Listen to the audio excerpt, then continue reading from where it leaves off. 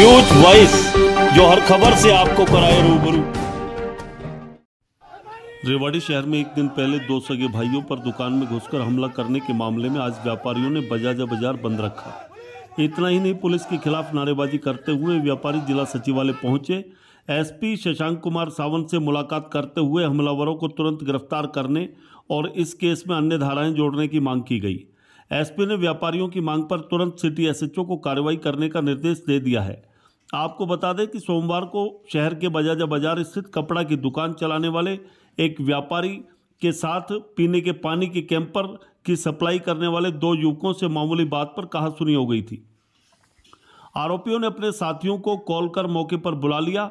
8 से 10 बदमाशों ने मौके पर पहुंचकर मोहनदास के बेटे यशपाल और दूसरे बेटे को बुरी तरह पीटना शुरू कर दिया था। इतना ही नहीं, आरोपी दुकान के भीतर भी घुस गए और जमकर तोड़फोड़ करते हुए दोनों भाइयों को बुरी तरह घायल कर दिया था। घटना का एक सीसीटीवी वीडियो भी सामने आया था, जिसमें हमलावर दोनों भाइयों पर हमला करते हुए साफ दिखाई दिए। इतना ही नहीं, आरोपियों ने दुकान के भीतर घुसकर भी जमकर तोड़फोड़ की, लेकिन मामले में सिटी पुलिस की कार्यप्रणाली सवालों के घेरे में रही। पुलिस ने सिर्फ धारा 323, 506 और 34 आईपीसी के तहत एफआईआर दर्ज की थी, जबकि व्यापारी ने गल्ले से पैसे छीनने की भी आरोप लगाए थे। इसके विरोध में मंगलवार को बजाजा बाजार बंद रखा गया। साथ ही तमाम व्यापारी एकत्रित होकर एसपी से मिलने सचिवालय पहुंच गए।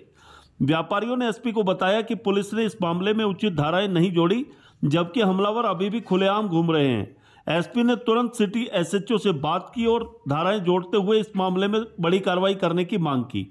साथ ही आरोपियों को तुरंत गिरफ्तार करने के निर्देश भी दिए।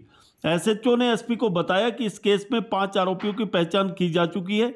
अन्य आरोपियों की भी पहचान की जा रही है और जल्द ही सभी आरोपियों को गिरफ्तार कर लिया जाएगा। रेवाड़ी से न्यूज वॉइस के लिए संजय कौशिक के साथ अजय सागर अत्री की रिपोर्ट। जी, क्या कहना चाहोगे जो आज आप एसपी साहब से मिले? आज हम कल की बाजार की घटना को लेकर एसपी साहब से मिले थे। बाजार में कल जो गुंडागर्दी हुई, दुकानदार के साथ मारपीट हुई, छीना झपटी हुई, दुकान में तोड़फोड़ हुई, उसको लेकर आज हम एसपी साहब से भी मिले हैं। कल हमने एफआईआर लॉन्च कराई थी, उसके अंदर धारा 323, 34 और 506 के तहत मुकदमा दर्ज किया गया था।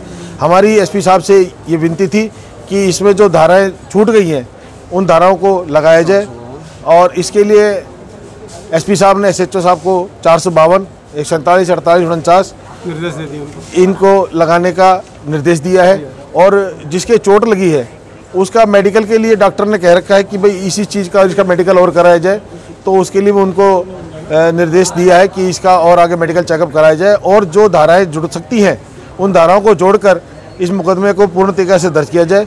अभी एसएचओ साहब को एसपी साहब ने बताया कि 5 लोगों को उन्होंने चिन्हित किया है, तो देखते हैं अब आगे क्या कार्रवाई होती है। एसपी साहब ने हमको पूर्ण आश्वासन दिया है कि इसके ऊपर पूर्ण कार्रवाई की जाएगी और बाजार की समस्या को हल किया जाएगा। बहुत अच्छा रिस्पॉन्स दिया। धाराएं पहले नहीं लगाई गई और अब एसपी साहब के कहने से जोड़ी जा रही हैं, तो आपको क्या लगता है इसमें? हमें लगता है जी कहीं ना कहीं कोई झोल रहा होगा, कहीं ना कहीं कुछ दबाव रहा है, या कोई धाराएं लगाने से छूट गई, या क्या जल्दबाजी हुई है जो धाराएं नहीं लगवाई उन्होंने।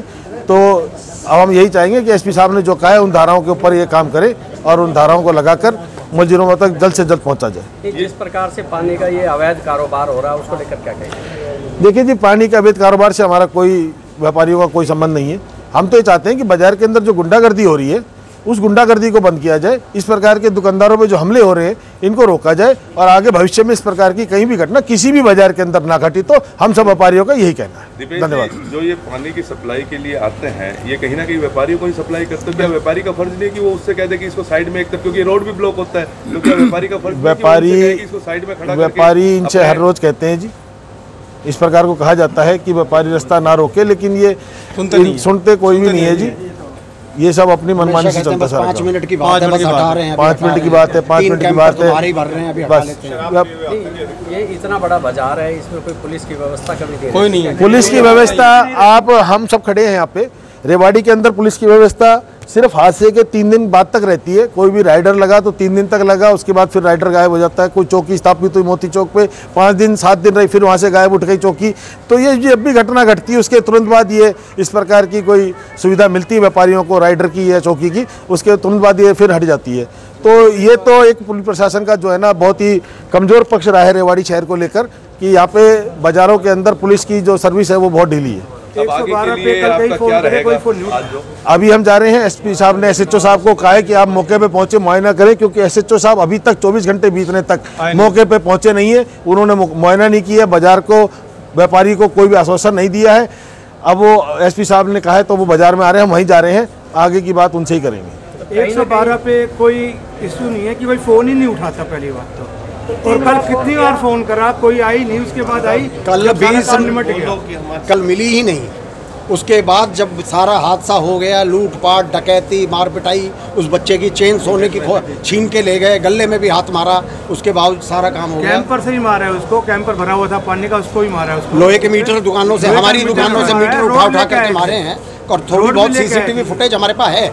इस बात को लेकर हमारा पूरा बाजार बंद है, सारे बाजार, पूरा बाजार यहीं खड़ा है, और बाजार तब तक बंद रहेगा जब तक इसका समाधान नहीं निकल जाता।